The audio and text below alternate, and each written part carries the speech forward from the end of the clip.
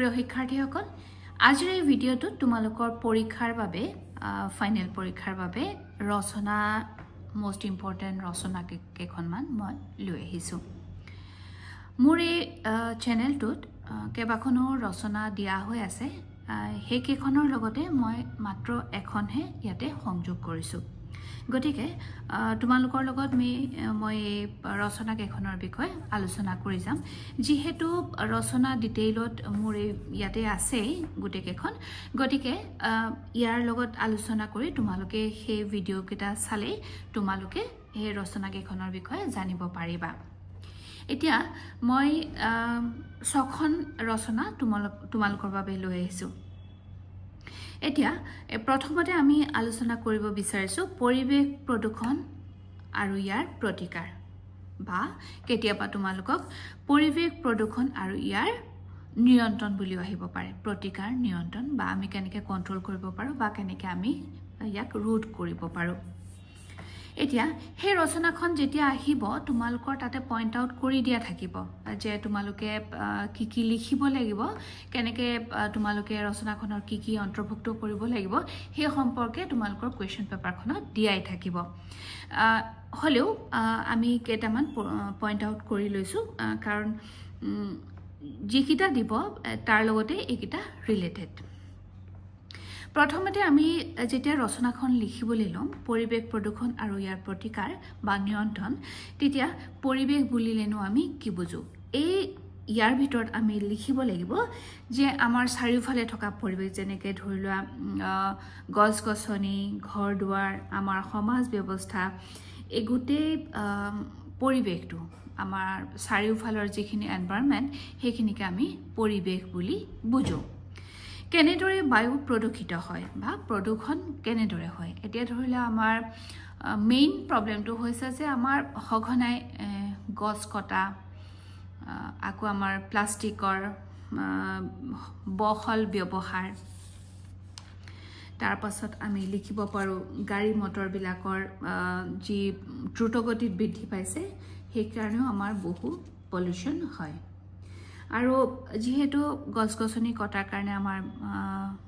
বৰষুণৰ পৰিমাণো কমি গৈছে আৰু এই প্লাষ্টিকে আমাৰ যিখিনি মাটিৰ যিখিনি উৰ্বৰতা সেইখিনি হ্ৰাস কৰিছে এই গোটেই কথাখিনি আমি ইয়াৰ ভিতৰত বায়ু কেনেদৰে প্ৰদূষিত হয় ইয়াৰ ভিতৰত আমি ইনক্লুড কৰিম কেনেদৰে আমি প্ৰদূষণ ৰোধ কৰিব পাৰো ইয়াৰ ভিতৰত আমি ইনক্লুড কৰিব লাগিব আমি প্লাষ্টিক যিমান পাৰো বৰ্জন কৰিব পাৰিব লাগিব গছ-গছনি আমি কেনেদৰে ৰোপণ কৰিব পাৰো কেনে সেই ব্যৱস্থা আমি হাতত ল'ব লাগিব আৰু সেই যে গাড়ী মটৰ যদিও সঘনাই বৃদ্ধি হৈছে তাক আমি পলিউশন কন্ট্ৰোল আমি কেনেদৰে কন্ট্ৰোল কৰিব লাগে সঘনাই টেষ্টিঙৰ এটা কম্পালসৰি সিস্টেম এটা কৰিব লাগে বা সেই জীৱ-জন্তুবোৰ আমি যিবিলাক মৃত জীৱ-জন্তু সেইবোৰ আমি যতে ততে নেপেলাই এটা নিৰ্দিষ্ট ঠাই কৰিব লাগিব পেলনীয়া খাদ্য ঘৰুৱা যিখিনি আমাৰ বস্তু আকৌ কীটনাশক দ্ৰব্যবোৰ আমি ব্যৱহাৰ কমকে কৰিব লাগিব এইখিনিত আমি সেই প্ৰদূষণ প্ৰতিৰোধ কেনেকৈ কৰিব পাৰো ইয়াতে ইনক্লুড কৰিব পাৰিম সামৰণিত আমি লিখিব লাগিব যে যদিও এইবোৰ যেহেতু আমাৰ সময় গতিশীল বা সময় সদায় আমাৰ আধুনিকতা বিচাৰি ফুৰে বা আমি দিনক দিনে আমি যেহেতু উন্নতিৰ জখলাত খোজ কাঢ়ি আছো গতিকে সেইখিনিৰ লগতে সেই প্ৰদূষণ নিয়ন্ত্ৰণ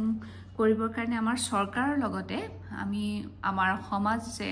কেনেদৰে আমি চৰকাৰক সহায় কৰিব পাৰো আমি প্ৰত্যেকজন নাগৰিককে কেনেদৰে সচেতন কৰিব পাৰো সেইখিনি আমি সামৰণিত লিখিব লাগিব গতিকে যেহেতু 5 নম্বৰ কাৰণে আহিব গতিকে আমি এইখিনি লিখিলেই হ'ব তোমালোকে নিশ্চয় বুজি পাইছা এই পৰিৱেশ প্ৰদূষণ আৰু ইয়াৰ প্ৰতিকাৰ এই বস্তুখিনি সোমাব এতিয়া নেক্সট আহিছে প্ৰিয় সাহিত্যিক তোমাৰ প্ৰিয় সাহিত্যিক কোন বা প্ৰিয় সাহিত্যিকৰ সমূহ পৰিচয় দিব লাগিব তেওঁৰ ডেট অফ বাৰ্থ বা এনেকুৱা ধৰণৰ গুটেখিনি তেওঁ কি লিখিছে এনেকুৱা ধৰণৰ কোড ঘৰ কি কথা তুমি কেনেকৈ কিয় ভাল পালা এইখিনিতে প্ৰিয় সাহিত্যিকজনৰ সমূহ পৰিচয় দিব লাগিব তাৰ পাছত আহিব প্ৰিয় হোৱাৰ কাৰণ এইখন মোৰ ইয়াতে চেনেলটোতে দিয়া আছে তোমালোকে এবাৰ চাই ল'বা তোমাৰ সাহিত্যিকজন প্ৰিয় কিয় হ'ল তুমি তেওঁক কি কাৰণে ভাল পালা সেইখিনি ইয়াতে লিখিবা তেওঁৰ কি কিতাপ পঢ়ি বেছি আকৰ্ষিত হলা যে তেওঁ তোমাৰ প্ৰিয় কি কাৰণে হ'ল তুমি তেওঁৰ কি কিতাপ পঢ়িছা বা কেনেকুৱা কোনখন কিতাপ তোমাৰ বেছি প্ৰিয় সেই গোটেইখিনি লিখিবা তাৰ পাছত সামৰণিত লিখিবা যে সেই সাহিত্যিকজনৰ লগতে তেওঁৰ কিতাপ পত্ৰ পঢ়ি তোমাৰ কেনেকুৱা ধৰণৰ উন্নতি হ'ল তেওঁৰ আদৰ্শৰে তুমি কেনেদৰে অনুপ্ৰাণিত হ'লা বা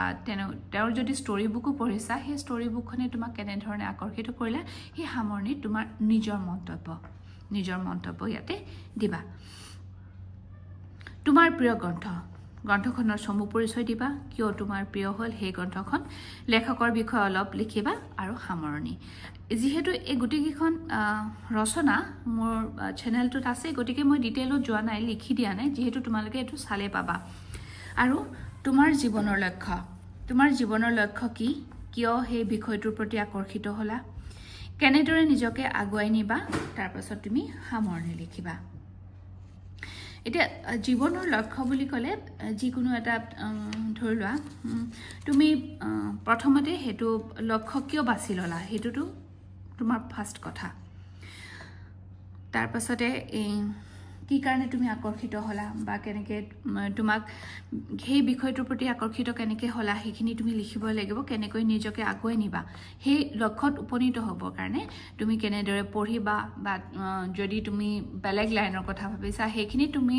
আগবাঢ়ি যাবৰ কাৰণে তুমি কি কাম হাতত ল'বা সেইখিনি লিখিবা আৰু সামৰণিত তুমি গোটেইখিনি সামৰি ল'বা যে আকৰ্ষিত হোৱাৰ কাৰণ কেনেদৰে আগুৱাই যাবা সমাজখনক তোমাৰ যিখন সমাজত তুমি বাস কৰা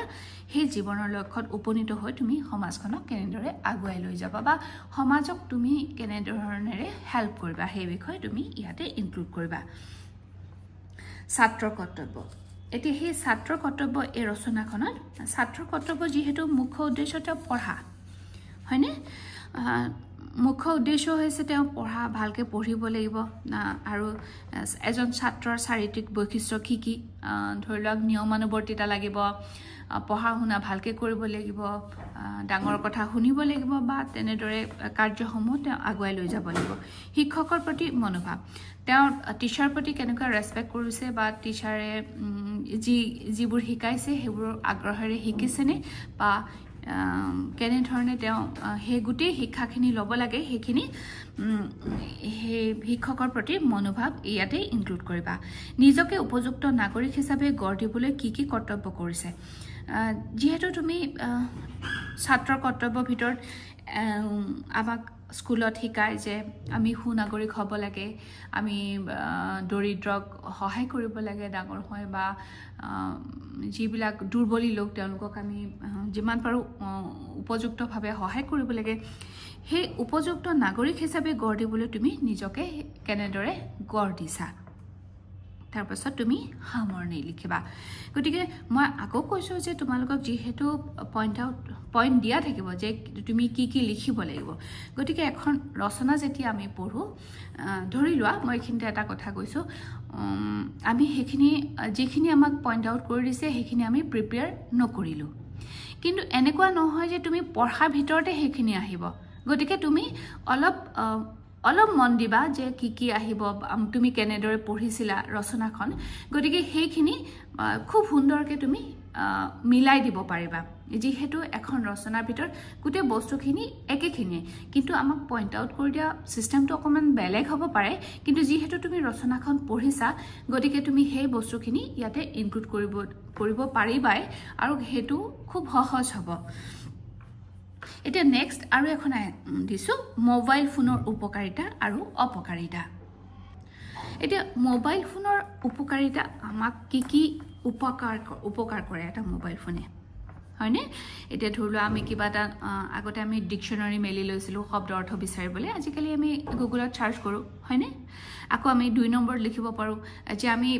গোটেই পৃথিৱীখন আমি হাতৰ মুঠিতে পাইছোঁ ধৰি লোৱা আমি কিবা এটা বিদেশৰ কথা এটা জানিব লাগে সেইখিনি আমি গুগলত চাৰ্চ কৰিলে আমি পাইছোঁ আমি 3 নম্বৰ লিখিব পাৰোঁ ধৰি লোৱা এতিয়া মোৰ কথাটোৱে কৈছোঁ ধৰি লোৱা ক্লাছত কিবা এটা বুজি নাপালা কিন্তু লগে লগে যেতিয়া তুমি ইউটিউব চাৰ্চ কৰিলা তেতিয়া তুমি সেই বস্তুটো খুব সহজে বুজিব পাৰা কাৰণ দুবাৰ তিনিবাৰ যেতিয়া তুমি শুনিবা তেতিয়া নিশ্চয় বুজি পাবা এতিয়া অপকাৰিতা সেইখিনি উপকাৰ আমি প্ৰথমতে লিখি ললো তাৰপিছত অপকাৰ বিষয় লিখিম প্ৰথম কথাটো হ'ল আমাৰ খুব সময় অপব্যৱহাৰ হয় ধৰি লোৱা আমি যদি আমি অদৰকাৰী বস্তু কিছুমান চাই লৈ সময় পাৰ কৰোঁ তেনেহলে হেতু ফাৰ্ষ্টত আমি লিখিব লাগিব দ্বিতীয়তে লিখিব লাগিব যে আমাৰ যেতিয়া আমি মোবাইল ফোন এটা ব্যৱহাৰ কৰোঁ হেতু আমাৰ গাইডলাইন কেতিয়াও দিয়া নাথাকে যে তুমি এইখিনি চাব পাৰা এটো এজৰ ভিতৰত এইখিনি চাব পাৰা এটো এজৰ ভিতৰত এইখিনি চাব নোৱাৰা গতিকে সেই যিহেতু আমাৰ গাইডলাইন নাথাকে গতিকে খুব সৰু সৰু বাচ্চা কিছুমানে মেচিয়ৰ বস্তু কিছুমান চাই গতিকে এই অকাল পক্ষ বুলি যে কয় সেইখিনি ইয়াতে হোৱাৰ সম্ভাৱনা থাকে আৰু 3 নম্বৰত আমি লিখিব পাৰোঁ যে আমাৰ চকু যেতিয়া আমি মোবাইল ফোন এটা খুব সঘন বহু সময় আমি চাই থাকো তেতিয়া আমাৰ চকুৰ বাবে অপকাৰ কৰে বা আমাৰ চকুত বহু পৰিমাণে আঘাত কৰে আঘাত এটো কাৰণে কৈছো তাৰ যিটো পোহৰ হেতু পোহৰে আমাক চকুৰ বাবে খুব উপকাৰী নহয় এতিয়া সেই গুটে উপকাৰ অপকাৰ গুটে বস্তুখিনি তুমি হামৰি তোমাৰ মন্তব্য লিখিবা যে যিহেতু এটা বস্তু যদি আমি ভাল কামত ব্যৱহাৰ কৰোঁ বা ভালভাৱে ব্যৱহাৰ কৰোঁ হেতু নিশ্চয় আমাৰ উপকাৰ হ'বই কাৰণ হেতু আমাৰ মডাৰ্ণ সময়ত আধুনিক সময়ত আমাৰ মোবাইল ফোন এটা খুব প্ৰয়োজনীয় বস্তু কিন্তু হেতু যদি আমি বেয়া কামত ব্যৱহাৰ কৰোঁ তেনেহলে আমাৰ এটো উপকাৰ কেতিয়াও নহয় গতিকে তুমি মন্তব্যত হেখিনি সুন্দৰকৈ লিখিবা মই তোমালোকক ছখন দিলো ছখন ৰচনা দিলো ইয়াৰ ভিতৰতে কোনোবা এখন তোমালোকৰ আহিব আৰু এই ৰচনা কেইখন মোৰ চেনেলটো দিয়া হৈ আছে সেইকাৰণে মই তোমালোকক এখিনি পইণ্ট আউট কৰিহে দিলো আজিলৈ মোৰ ভিডিওটো ইমানতে সামৰিছো আৰু এটি নতুন ভিডিও লৈ মই পুনৰ উপস্থিত হ'ম আজিলৈ সামৰিছো ধন্যবাদ